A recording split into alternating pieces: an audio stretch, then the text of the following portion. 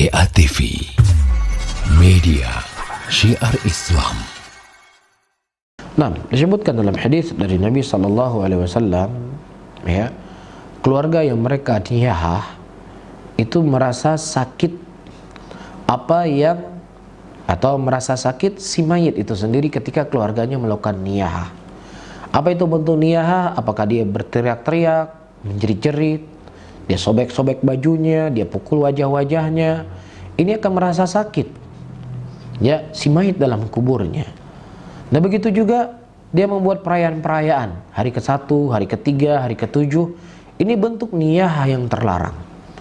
Ya, dan kalau Anda menginginkan membuat acara-acara seperti ini supaya mama saya bisa selamat dalam kuburnya, justru ini akan membuat sakit orang tua Anda. Karena ini merupakan niyah yang terlarang. Silakan baca buku-buku yang ada di daya-daya di pesantren-pesantren, disebutkan masalah ini.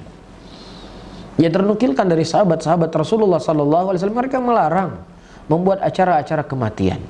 Namun di sana disebutkan oleh para ulama, kalau seandainya di masa hidupnya dia sudah mengingatkan, mengajarkan keluarganya untuk berpegang teguh di atas sunnah, dia sudah ingatkan kematiannya nanti jangan ditaratapi, jangan dibuat acara macam-macam, tapi tetap juga dibuat, maka tentunya dia tidak akan merasakan sakit.